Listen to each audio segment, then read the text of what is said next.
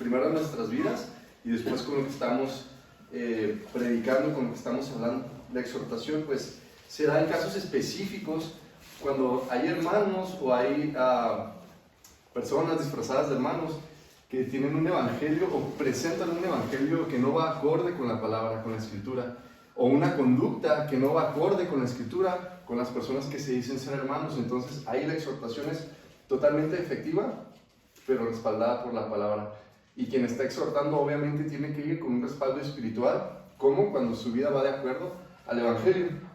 Entonces los introduzco así porque es donde nos quedamos en Gálatas 1. Pablo está llevando una exhortación por lo que está pasando en las iglesias de Galacia. ¿Se acuerdan que estábamos hablando acerca de que Pablo estaba en su ministerio fundando iglesias en esta zona? Entonces esta zona estaba rodeada no rodeada, llena de sinagogas, llena de judíos que en su mayoría se ponían en contra de lo que Pablo estaba predicando y se esforzaban por convencer a los nuevos creyentes, a los gentiles, a los judíos convertidos, a los prosélitos convertidos al cristianismo, en enseñarles que se tenía que cumplir la ley de Dios para poder llegar al cielo. Entonces, dicho esto, vamos a continuar. El capítulo 2 entra a la mitad de la defensa del testimonio de Pablo, del ministerio de predicarle a los gentiles, porque una de las tareas era eso, ¿no? Que las iglesias en Galacia empezaban a tener dudas. ¿Por qué? Porque se habían infiltrado estos falsos hermanos a hablar mal de Pablo, a decir que no es cierto, que hay que conseguir la justificación por el cumplimiento de las obras de la ley. Entonces Pablo está diciéndoles que lo que él está predicando, el evangelio que él trae, no se lo dio ningún hombre, no fue ninguna revelación humana. O sea, en pocas palabras, está diciendo Pablo: a mí nadie me dijo, a mí ningún otro ser humano me dijo que viniera a predicarles aquí a ustedes. Ningún otro ser humano me enseñó lo que estoy predicando. Entonces Pablo está presentando una defensa de por qué él tiene este ministerio, que es según Cristo Jesús. Fue un llamado de Cristo y fue un llamado a donde él le dice: ve hacia el pueblo gentil, hacia la nación gentil y presenta el evangelio. Entonces vamos a comenzar con el versículo 1 y 2. Dice: después, pasados 14 años, subí otra vez a Jerusalén con Bernabé, llevando también conmigo a Tito.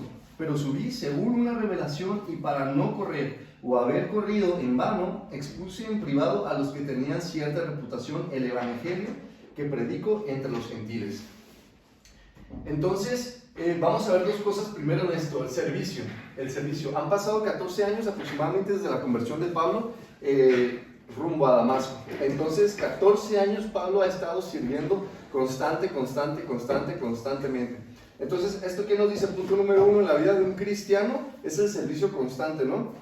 ¿Por qué? Porque va a haber muchos cristianos que se congregan durante años, añades en una congregación, ¿no? Pero de servicio pues, no presentan absolutamente nada. Siempre es ir el domingo o cualquier otro día que se congreguen, sentarse, escuchar la prédica. Si se despiden de hermanos, se despiden, pasan las semanas, pasan los años, pero no hay un servicio.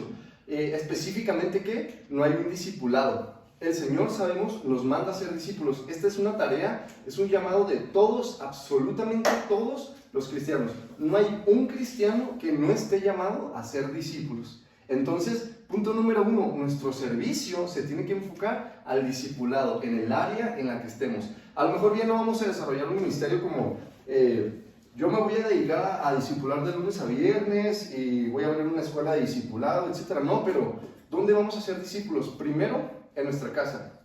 Si somos hermanos, si somos papás, si somos hijos, si tenemos amigos, tenemos que ser discípulos en donde estamos.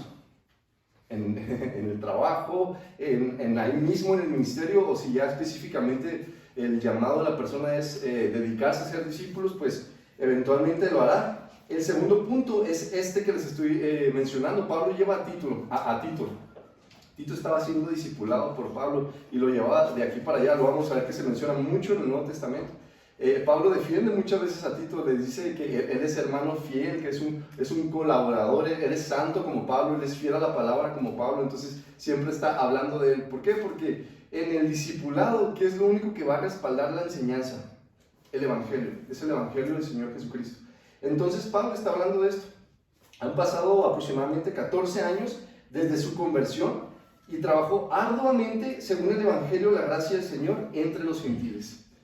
Si ustedes, o después que tengamos la oportunidad de estudiar Hechos, o ahí en sus casas, en sus tiempos con el Señor, estudian Hechos, en el capítulo, del capítulo 13 al capítulo 15, Pablo está sufriendo cosas bien fuertes mientras él está en su primer viaje misionero, de manera que en una ocasión lo apedrearon hasta casi asesinarlo, ¿no? Y de hecho la gente lo arrastró así como un cadáver afuera de la ciudad pensando que ya había estado muerto. Y cuando llegaron los discípulos y le rodearon, pues, se levantó como si nada, ¿no? Se sacudió y regresó a donde él estaba confirmando a los demás hermanos. Entonces, que leamos nosotros que Pablo dirige el mensaje a las iglesias de Galacia. No está Pablo como, sí, pues es que yo los conozco y fui y les prediqué el Evangelio y pues es que me he enterado de cosas, ¿no? Pablo le está sufriendo porque él iba dispuesto a dar su vida. De hecho, ahí tenemos ese ejemplo, ¿no? Cuando lo apedrearon, si no fuera por la misericordia del Señor y la gracia pero gracias no tanto como a Pablo, ¿no? Sino a los demás para seguir utilizando a Pablo vivo. Lo asesinaron, o sea, prácticamente en el corazón de los que lo apedrearon, lo mataron y lo dejaron ahí como un cadáver afuera de la ciudad. Pero el Señor lo levantó para continuar la obra. Entonces, el trabajo de Pablo durante esos 14 años era un trabajo que seguramente tú y yo no podemos igualar en este momento. Entonces, Pablo tiene fundamento para poder dirigir lo que quiere hablar a las iglesias de Galacia. Pablo sabe que ha predicado el correcto evangelio, por lo que leemos en el versículo 2, pero quería asegurarse que estaba en sintonía con los hermanos de ya cierta reputación, probablemente Jacob, Pedro y Juan y algunos otros que ya tienen como cierta reputación dentro de la congregación. No, es que este hermano se dedica al ministerio y habla palabras y el Señor lo usa grandemente, etcétera, etcétera. Entonces no es que Pablo fuera con dudas, ¿no? Porque ya tiene 14 años predicando este evangelio. No es que Pablo fuera como, híjole, es que, ¿y sí sería que esto que estoy predicando es verdad? ¿O será que me habrá equivocado con algo y pues necesito ahí corroborarlo con otros hermanos? Pablo lo que está haciendo es que él está seguro de que este es el evangelio, ¿no? Pero lo hace de manera privada. ¿Por qué? Porque siendo personas como él nos dice, de reputación, a quien va a corroborar este evangelio, pueden o podrían surgir algunas cuestiones, ¿no? Por ejemplo, vamos a suponer que estamos predicando el evangelio de la gracia del Señor Jesús, que es el perdón de pecados, el arrepentimiento, es una evidencia de que te has arrepentido. Y de repente llega alguien, ¿no? O yo voy a una congregación, diferente y me acerco a decirle a los líderes, oigan, es que el evangelio del Señor Jesucristo, esto y esto y esto. Y de repente ellos creen en otra cosa, creen en algo que no es bíblico, ¿no? Y ahí están las demás personas escuchando. Y ¿cómo vienes a decir? Y además ustedes vienen conmigo. ¿Cómo vienes a decirnos estas cosas? Esto no es bíblico, ¿qué te pasa? Estás endemoniado, etcétera, etcétera. Eso puede causar división. Entonces, aquí Pablo está siendo sabio en la manera en que él está presentando. Incluso si hubiera necesidad de exhortar a estos líderes espirituales, pues lo está haciendo de la manera más prudente en lo privado. Entonces, Pablo no tenía duda de que lo que está predicando es el evangelio del Señor Jesucristo. Pero él lo está haciendo queriendo corroborar de ambas partes que no se está corriendo en vano. Y tampoco está exponiendo a los que son más débiles en la fe, sino lo hace con sabiduría, de manera privada. Y luego dice en el versículo 3, mas ni aun Tito, que estaba conmigo, con todo y ser griego, fue obligado a circuncidarse.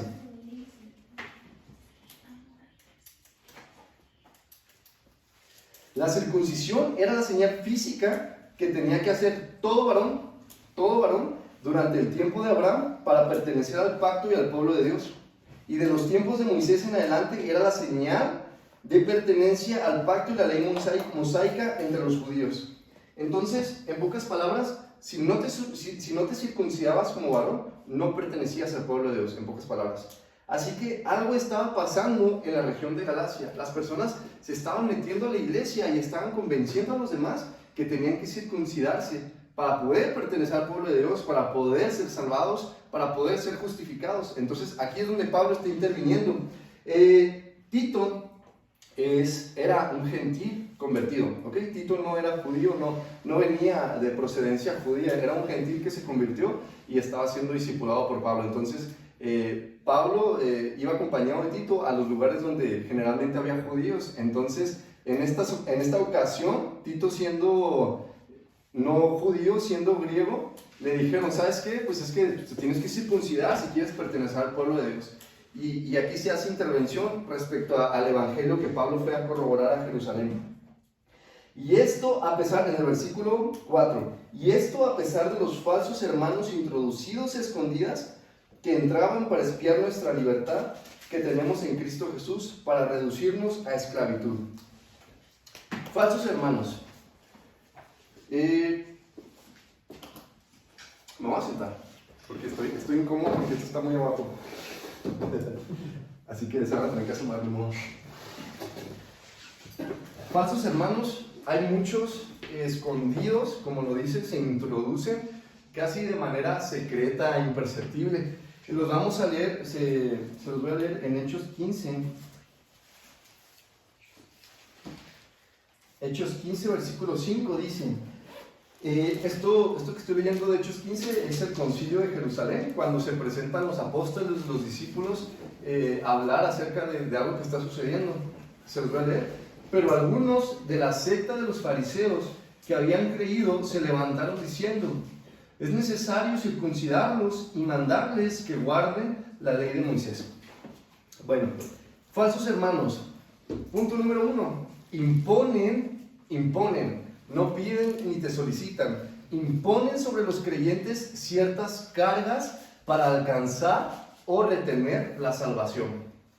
Falsos hermanos te van a imponer cargas para que tú seas justificado. ¿Se acuerdan que una vez les había platicado de lo que me contaron? Una señora que había ido a una congregación cristiana y la terminaron expulsando porque ella no quería vestirse con faldas largas, no quería usar cierto maquillaje. Estaban imponiendo sobre ella el vestirse de una manera para poder ser perteneciente al pueblo de Dios, para poder ser salvada, para poder ser justificada, ¿no? Y si no se ponía esa falda, entonces la hermana, pues no, o sea, la hermana no había nacido de nuevo, la hermana no había recibido al Señor. ¿Por qué? Porque pues estaba en rebeldía, no quería ponerse faldas largas. Extremos, hay extremos para todo, ¿no? Esto, ¿no? Que imponen cargas. Y también está el otro extremo de vamos a llamarlo liberalismo. Yo hago lo que me venga en gana porque soy libre en Cristo Jesús. Y yo no tengo que reportarme con nadie más que con el Señor. Son dos extremos que son totalmente fuera de la voluntad de Dios. El segundo punto es, reducen a esclavitud. Los falsos hermanos te reducen a esclavitud. De muchas maneras.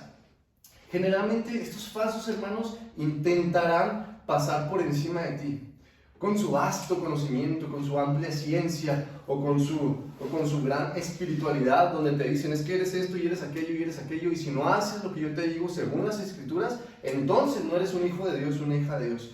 Imponen sobre ti cargas y reducen a esclavitud. Entonces leíamos la semana pasada el que en 2 de Pedro, el que es vencido por alguien, este es hecho esclavo del que le venció. Entonces, si el hermano te vence en que tienes que obedecer tantas reglas, tantos requisitos para poder ser un hijo de Dios, te has convertido en su esclavo. ¿Por qué? Porque si tú no haces lo que este hermano dice, vestir faldas largas, no usar tatuajes, no perforarte, usar cierto tipo de maquillaje, hombre, cierto tipo de peinado, cierto tipo de ropa, etc., eres esclavo de esa persona. ¿Por qué? Porque para llegar al cielo tienes que obedecer a esa persona. Bueno, lo que estaban haciendo ellos es que los querían redirigir a la ley de Dios. Que querían que, sí, Jesús murió por nosotros, pero recuerda que tienes que cumplir los mandamientos para poder ser justificado. No se te vaya a olvidar eso, ¿eh? Entonces, el versículo 5 dice, a los cuales ni por un momento accedimos a someternos, para que la verdad del Evangelio permaneciese con vosotros.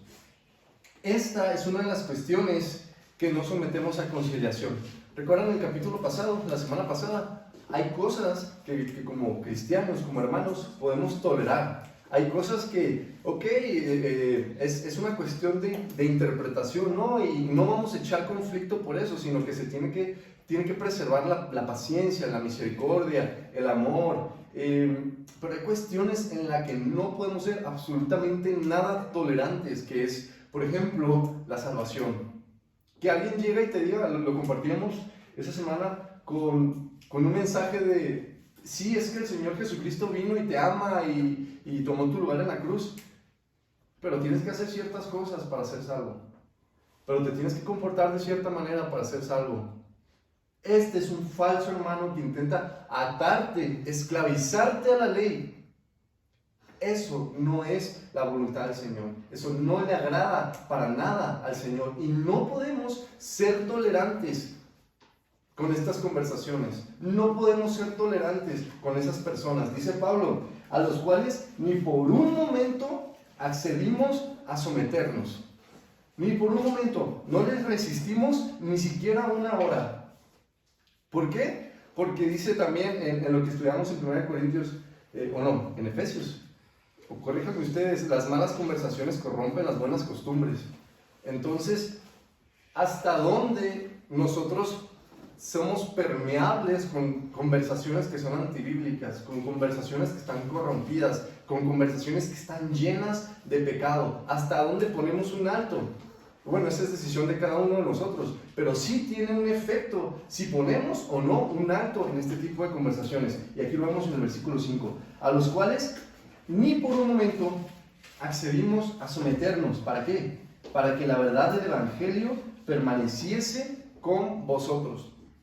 Entonces, estás teniendo una charla con una persona, etcétera, y viene Paz, te lanza una conversación que no tiene nada que ver con el Evangelio, o que tiene que ver con el Evangelio, pero es algo totalmente torcido, y le das cuerda a la persona esa, ¿no? Le das cuerda a la persona, entonces ya no das lugar a nada más para poder platicar. ¿Por qué? Porque estás siendo tolerante con que estás permitiendo establecer una conversación. Entonces, hermanos, hay que ser santos. Hay que ser santos en el Señor. Un cristiano vive en una santificación constante, en el Espíritu, camina en el Espíritu. Entonces, falsos hermanos se van a presentar de aquí a allá, en todas partes, en todos tiempos, y seguirán llegando, se los aseguro. Así que es gran responsabilidad de nuestra parte, si decimos ser hijos de Dios, escudriñar las Escrituras y presentar una vida de acuerdo a las Escrituras. Si decimos ser cristianos y nuestra vida no está de acuerdo a las Escrituras, urgentemente necesitamos un Salvador y necesitamos arrepentirnos. El versículo, todavía no al 6. Respecto al versículo 5, no estamos bajo la ley. Nosotros, los hijos de Dios, no estamos bajo la ley, ya no. En Cristo Jesús vinimos a cumplirla de manera perfecta. Pero lo hablado en el Concilio de Jerusalén, que es el capítulo 15, de hecho, es lo que les comentaba ahorita, no es el imponer cargas a los hermanos. Ustedes lo leen de tarea. Ahí me platican el siguiente domingo que aprendieron de ese capítulo. No es imponer cargas a los hermanos. Se reunieron unos falsos hermanos, los que leí ahorita, y decían, es que es necesario circuncidarlos, es necesario que tengan que obedecer la ley del Señor, para que sean santos, para que sean justificados. Entonces esto empezó a traer mucha confusión entre el pueblo, empezó a traer mucha confusión y división. Entonces llamaron a hablar a los apóstoles que estaban en Jerusalén, llamaron a hablar a los discípulos que estaban en las diferentes zonas para poder pues hablar de esto, ¿no? ¿Qué está pasando? ¿A qué vamos a llegar? Entonces al final Jacob, que seguramente es el líder de la iglesia en Jerusalén en ese tiempo, dice, ok, he llegado a tomar una decisión a los que se están convirtiendo en el Señor, que no se les moleste para nada. Y toca ciertos puntos, ¿no? Como simplemente que ya no tengan que ver con lo sacrificado a los ídolos, con fornicación y con lo de sangre, con lo ahogado y lo de sangre. Básicamente la mayoría se refiere a cuestiones alimenticias. Pero ¿por qué él está hablando de esto? Él no está hablando de imponer la ley a las personas. Él les dice, un versículo después, porque la ley de Moisés siempre ha tenido a alguien que, estoy parafraseando, a alguien que le predique, ¿no? En todos los lugares hay sinagogas donde todos los sábados se predica la ley de Moisés. Entonces, ¿qué les estaba diciendo Jacobo aquí? Sí, son libres en Cristo Jesús, pero como cristianos se supone que andan en el amor, que andan en el Espíritu.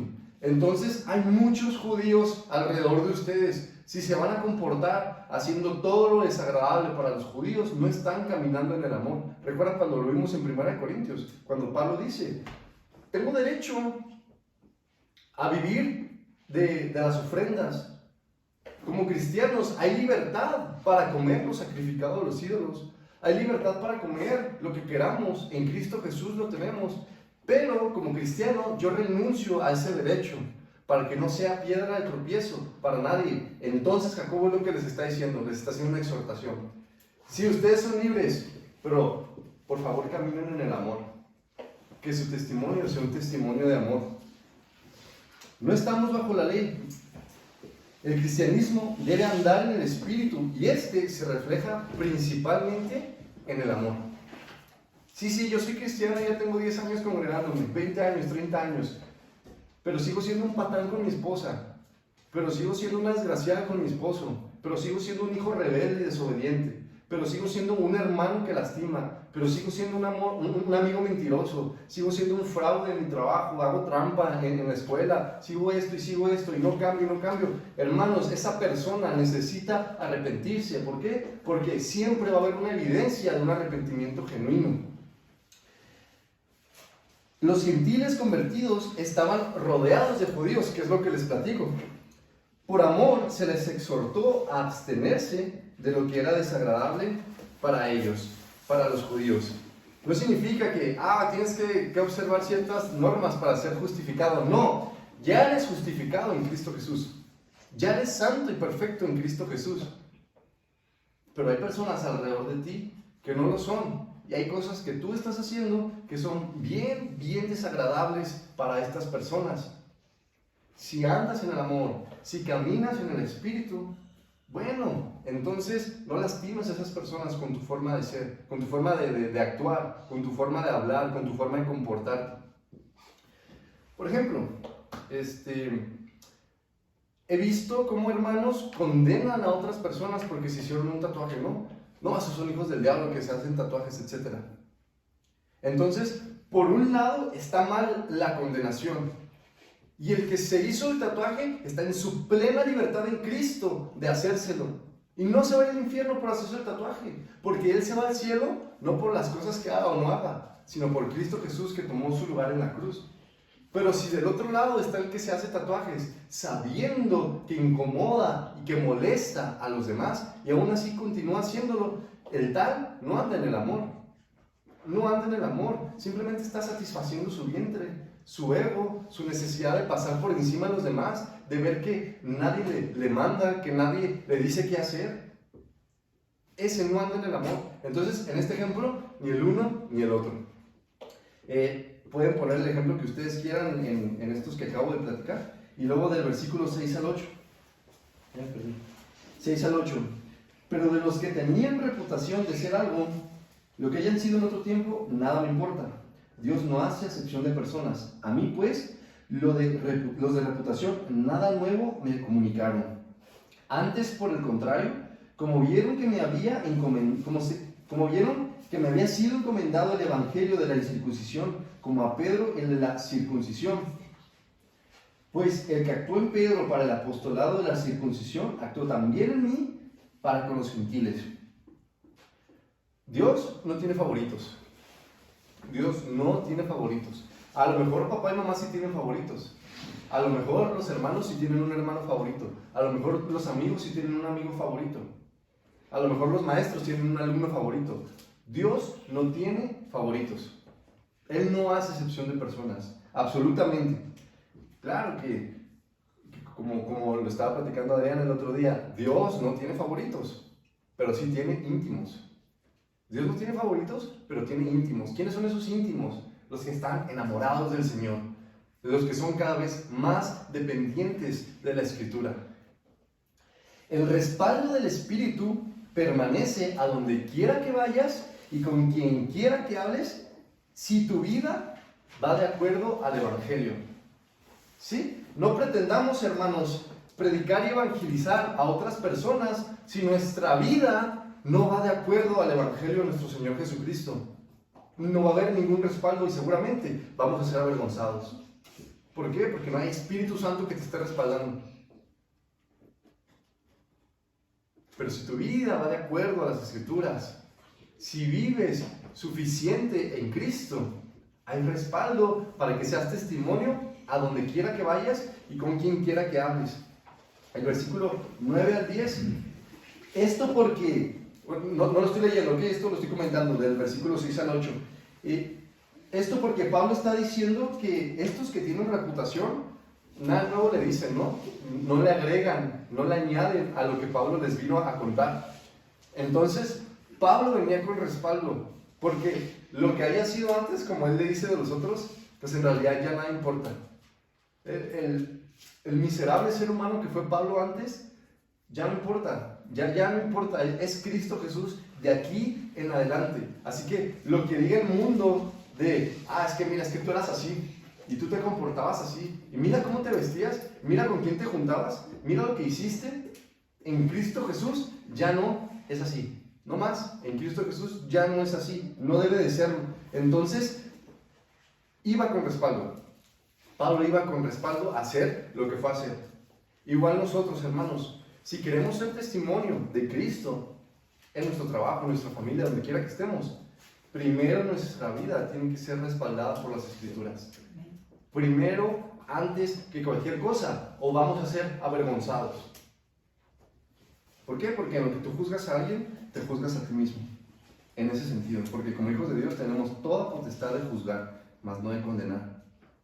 El versículo 9 al 10 dice: y reconociendo la gracia que me había sido dada, Jacobo, Cefas o Pedro y Juan, que eran considerados como columnas, nos dieron a mí y a Bernabé la diestra en señal de compañerismo, para que nosotros fuésemos a los gentiles y ellos a la circuncisión. Solamente nos pidieron que nos acordásemos de los pobres, lo cual también procuré con diligencia hacer. El Evangelio debe ser predicado a todos, a todo mundo, pero esto no significa que todos vendrán a creer. El Evangelio tiene que ser predicado a todos, pero eso no significa que todos van a arrepentirse. Pocos judíos serán salvos, pocos gentiles serán salvos. Por eso la palabra nos dice: examínate. ¿En dónde estás parado? ¿En dónde estás creciendo? ¿Sobre la roca que es Cristo Jesús? ¿O sobre tu propia concupiscencia? ¿En dónde estás creciendo? ¿En Cristo Jesús o en ti mismo? Pablo sí que se encargó de proporcionar ayuda para los hermanos pobres, y lo vemos en sus diferentes cartas, cómo él organiza diferentes aportaciones de los hermanos y generalmente las lleva a los hermanos pobres que están en Jerusalén. Aquí personalmente yo creo que se refiere a los pobres cristianos, ¿sí? Porque no podemos invertir tanto esfuerzo en mantener a pobres incrédulos. ¿Por qué? Porque están en la dureza de su corazón. Están en la dureza de su corazón y no hay arrepentimiento. Sinceramente se tiene que enseñar misericordia a todos. Pero siempre la mayor atención la tienen que recibir los hermanos. Los cristianos pobres, las cristianas viudas y los huérfanos. Ser enseñados en el Evangelio, porque pues, quien les va a enseñar no tienen ya papás. No, para eso estamos nosotros. Tenemos ciertas funciones y parte de esas funciones son estas: los pobres, las viudas y los huérfanos. Vemos que Pablo sí lo hacía. Le dijeron: cuida a los pobres, a los hermanos pobres, y lo vemos en sus cartas. Pablo se encargaba de recolectar ofrendas para poder ayudar las necesidades de los demás. Entonces, como cristianos, lo logramos aquel domingo, andamos en el amor. Andamos en el amor, y esto abarca muchísimas cosas. Muchas cosas, ¿ok? No es sinónimo de ser cristiano estatus social y económico. No es sinónimo de ser cristiano esto. Y aquí lo vemos, claro, hay cristianos pobres aquí en este libro, y aquí en la vida real hay cristianos pobres. Desgraciadamente hay más cristianos pobres que cristianos que se compadecen de las necesidades de sus hermanos. Pero el Señor siempre quiere enseñarnos. El Señor siempre nos habla en verdad para que caminemos en santidad, en justicia, y para que rectifiquemos nuestra actitud, nuestra manera de comportarnos. Ahora el versículo 11 dice: Pero cuando Pedro vino a Antioquía, le resistí cara a cara porque era de condenar. Esto está pasando tiempo después, ¿ok? Aquí Pablo está relatando lo que sucedió en un lapso de mucho tiempo, ¿no? Yo creo, tengo entendido que la carta a las iglesias de Galacia se escribió más o menos durante el tercer viaje misionero. Así que esto que está contando Pablo son cosas que fueron pasando durante el tiempo. El versículo 11 dice, pero cuando Pedro vino a Antioquía, en los versículos anteriores ellos estaban en Jerusalén. Ahora Pablo está en Antioquía y Pedro viaja de Jerusalén a Antioquía. Pero cuando Pedro vino a Antioquía, le resistí cara a cara porque era de condenar. Como creyente, podemos seguir fallando, pero no debemos permanecer en esto. Como creyente, como cristiano, podemos seguir fallando, pero no vamos a permanecer en una vida pecaminosa. El trabajo de la iglesia lo vamos a recalcar, es la exhortación, principalmente exhortación entre los hermanos. Debe ser dura, recuerdan la semana pasada, debe ser dura, directa y fuerte, pero jamás con ausencia de amor. Y debe haber exhortación. Y dice Pablo, pero cuando Pedro vino a Antioquía, le resistí cara a cara. ¿Acaso Pablo fue con otro hermano y, oye, ¿ya viste lo que Pedro está haciendo? Oye, ¿ya viste cómo Pedro se está comportando? Y empieza Pablo a hacer chismes, ¿no? Tampoco es la actitud de un cristiano. Un cristiano no es chismoso. Un cristiano va con la persona y le dice, lo que estás haciendo no va de acuerdo a las escrituras. Y es lo que está haciendo con Pedro, porque era digno de condenar. El versículo 12 al 13 dice, pues antes que viniesen algunos de parte de Jacobo, ¿se acuerdan? Jacobo es el líder de la iglesia en Jerusalén. Él mandó judíos a Antioquía. Comía con los gentiles, Pedro comía con los gentiles. Pero después que vinieron, se retraía y se apartaba porque tenía miedo de los de la circuncisión. Y en su simulación participaban también los otros judíos, de tal manera que aún Bernabé fue también arrastrado por la hipocresía de ellos. Aquí Bernabé y Pablo eran compas, ellos eran mejores amigos por siempre. Y Bernabé y Pablo y Pedro eran de procedencia judía. Ellos eran judíos de nacimiento. Entonces, Pedro era bien amigo de los gentiles. Comía con los gentiles, se juntaba con ellos, los gentiles convertidos, pues, cristianos. Y de repente, Jacobo manda hermanos judíos, o posiblemente hermanos judíos, a Antioquía. Y cuando llegan, no hombre, Pedro no volvió a saber nada de los hermanos gentiles, ni se juntaba con ellos. Que dice el versículo 12. Pero después que vinieron se retraía y se apartaba porque tenía miedo de los de la circuncisión. Y en simulación participaban también los otros judíos, de tal manera que Bernabé fue también arrastrado por la hipocresía de ellos.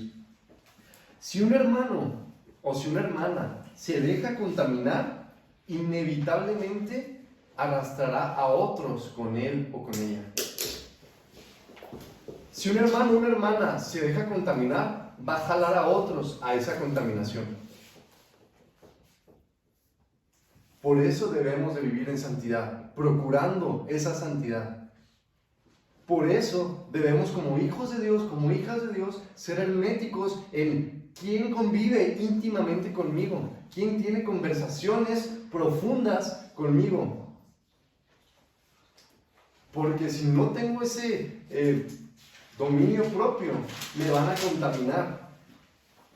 Y voy a contaminar a otros. El versículo 14 al 17 dice, pero cuando vi que no andaban rectamente conforme a la verdad del Evangelio, dije a Pedro delante de todos, si tú, siendo judío, vives como los gentiles y no como judío, ¿por qué obligas a los gentiles a judaizar?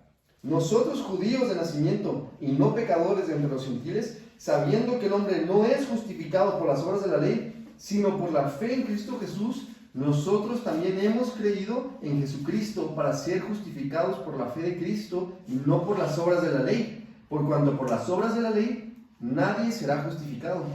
Y 17, y si buscando ser justificados en Cristo también nosotros somos hallados pecadores. ¿Es por eso Cristo ministro de pecado? En ninguna manera. Entonces, cero tolerancia a la hipocresía. Este trabajo lo cubre la exhortación. Cero tolerancia a la hipocresía. Tú dices que eres cristiano, que eres cristiana, pero te comportas de una manera diferente. Hablas de una manera diferente. No. Ven, ¿qué dicen las Escrituras? Necesitas arrepentirte.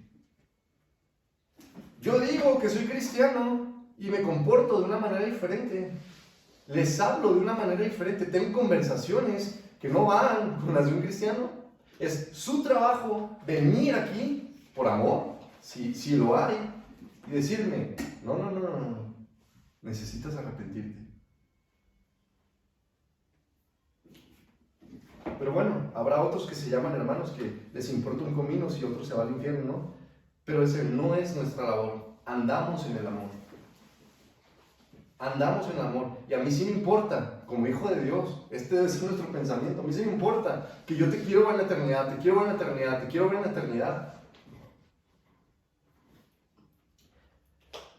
Exhortación pública cuando la actitud de alguno desvía a otros. Aquí en lo que nos está relatando Pablo, no tomó a Pedro aparte y le dijo, oye Pedro, pues es que mira, lo que estás haciendo no creo que es correcto. Pedro se estaba comportando mal de manera pública y estaba arrastrando a otros a este mal comportamiento. Así que Pablo, de manera pública, le dice, tú siendo judío, te comportas como gentil y arrastras a otros en tu hipocresía. Así que imagínense, estaban todos los cristianos juntos, pero había división. La mitad eran cristianos que procedían del judaísmo y la otra mitad cristianos que no. ¿Por qué? Porque los judíos querían que estos cumplieran la ley, porque no creían que los gentiles pudieran ser salvos. Tenían que cumplir la ley para poder ser salvos. Y Pedro, por miedo, se juntaba nada más con ellos. Y Pablo les dice, hey tú, hipócrita, ¿eres judío y vives como gentil? ¿Y obligas a los judíos a ser gentil? No creo que Pedro les estuviera diciendo a los judíos, a los gentiles sean judíos, sean judíos para ser salvos, no. Pero con su comportamiento sí lo estaba haciendo. Con su comportamiento les estaba diciendo, tienen que ser judíos para poder ser salvos. Pedro ya no guardaba la ley para alcanzar salvación, sino que no había diferencia entre el estilo de vida de un gentil y el de él. Pero por terror al qué dirán de sus hermanos judíos, volvía a actuar como sujeto a la ley, dando un mal ejemplo. Es lo que les estaba comentando. Entonces, hermanos, nosotros somos libres en Cristo Jesús. No hay que cumplir una ley para llegar a la salvación. Única, exclusiva y suficientemente hay que creer en Cristo Jesús como nuestro Salvador. Pero esto no viene así, solo. Cuando vienes en arrepentimiento, en la necesidad de un Salvador y crees en Cristo Jesús, junto con esto viene el Espíritu Santo a morar dentro de ti y a producir cambios y a producir fruto. Así que es imposible que un cristiano no tenga fruto. Pero ¿cómo, Germán? Si yo conozco cristianas que tienen años en la iglesia y no, son iguales o peores. Porque no ha habido arrepentimiento. No ha habido arrepentimiento. Y los leemos en Hebreos 6, ¿no? Han gustado del don del siglo venidero. Se han empapado han sido partícipes de la obra del Espíritu Santo. Pero no ha habido arrepentimiento. No ha venido a morar el Espíritu Santo dentro de él. Siempre será necesario el arrepentimiento. A pesar de haber crecido, ellos, estaba hablando Pablo y Pedro, a pesar de haber crecido como judíos observantes, sabía que solo podrían ser justificados a través de la fe en Cristo Jesús. Entonces, si queremos un ejemplo de judíos celosos de la ley, que ya no observaban la ley para ser justificados, Pues bueno, aquí tenemos a Pablo y a Pedro. Judíos de nacimiento. Bueno, vamos a poner nada más a Pablo, ¿no? Porque él dice que era más celoso que cualquiera de sus hermanos de su misma nación judía. Él era el más celoso de todo, dice. Fariseo de fariseos. Judío de judíos. Nadie guardaba más la ley. y a pesar de que vivió su vida observando la ley, reconocía que la única manera de ser justificados con el Padre para acceder a salvación, a justificación, a vida eterna, era a través de Cristo Jesús. Y Pablo le está regañando, le está poniendo su regañiza a Pedro. Si tú siendo judío vives como los gentiles y no como judío, ¿por qué obligas a los gentiles a judaizar? Qué insulto para el Señor llegar a pensar de la siguiente manera. Sí, ahí estaba Jesús cargando mi pecado en la cruz, pero eso no será suficiente hasta que no estén circuncidados y respeten la dieta kosher, ¿no? Que no coman cerdo, que no coman langosta, que no coman camarones. Sí, Jesús ahí estaba muriendo por ti. Pero no vas a ser justificado hasta que no hagas esto y esto y esto. Hasta que no cumplas ciertos requisitos. Hasta que no traigas 10 personas a Cristo. Hasta que no te vistas de cierta manera. Hasta que dejes de comer cerdo. Hasta que... Infinidad de normas. Es un insulto para nuestro Señor. Imagínense la siguiente escena. Cristo en la cruz mientras sigue vivo. Vas y te paras enfrente de la cruz, le escupes a la cara y le dices, no es suficiente lo que estás haciendo. Ser cristianos no es sinónimo de ser perfectos. Nos queda bien claro a todos los que estamos aquí. Continuamos pecando, pero no por eso Cristo es autor de pecado, por lo que menciona en el versículo 17. Y si buscando ser justificados en Cristo, también nosotros somos hallados pecadores, ¿es por eso Cristo ministro del pecado? En ninguna manera. Pero en nosotros no está ya el vivir un estilo de vida pecaminoso. Si eres cristiano o cristiana y sigues viviendo un estilo de vida pecaminoso, necesitas urgentemente arrepentirte. Porque te vas a ir al infierno si sigues actuando como estás actuando. No tienes ningún amparo delante de la justicia del Señor. No va a haber, Señor, es que toda la vida fue una iglesia cristiana. Señor, es que toda la vida no dije groserías, ni tomé, ni fumé. Señor, es que toda la vida tuve amigos cristianos. Hasta estuve en un grupo de alabanza. O estuve siempre yendo con los jóvenes, o hasta me casé con otro cristiano. Si no te arrepientes, tu destino es el infierno. Y mi destino igual. Solo a través del don de arrepentimiento, en la convicción de pecado, en la fe en Cristo Jesús como nuestro único y suficiente Salvador, y en el trabajo del Espíritu Santo constante dentro de nosotros, encontramos salvación. Y todo eso que escribí no es obra nuestra, no es esfuerzo humano, eso es trabajo del Señor en nosotros. El cristiano vive constantemente en arrepentimiento. Y el que diga que no tiene pecado es mentiroso y le hace a Dios mentiroso. El cristiano vive constantemente en arrepentimiento. Pero si tú como cristiano has pecado y no te ocasionó nada, no tuviste ninguna molestia en pecar, hay serios problemas aquí. Serios problemas. Versículo 18 al 19. Porque si las cosas que destruí las mismas vuelvo a edificar, transgresor me hago, porque yo por la ley soy muerto para la ley, a fin de vivir para Dios. Así que tratar de reconstruir lo que la nación judía cree que es el puente entre Dios y los hombres, esto es la ley, nos vamos a convertir en transgresores por construir algo que nos imposibilita llegar a Dios. Porque nadie es justificado por las obras de la ley. Nadie es justificado por la ley porque nadie puede cumplir la ley. Solamente en Cristo Jesús podemos cumplir perfectamente la ley porque Él sí la cumplió. Y por último, del versículo 20 al 21 dice: con Cristo estoy juntamente crucificado, y ya no vivo yo, mas vive Cristo en mí. Y lo que ahora vivo en la carne, lo vivo en la fe del Hijo de Dios, el cual me amó y se entregó a sí mismo por mí. No desecho la gracia de Dios, pues si por la ley fuese la justicia, entonces por demás murió Cristo. Lo que vivo en mi cuerpo, lo vivo en la fe del Señor. Así que vas a seguir batallando, vas a seguir pecando, pero lo que vives en el cuerpo, vívelo en la fe del Hijo de Dios. ¿Qué significa? Miserable de mí, ¿quién me librará de este cuerpo de muerte?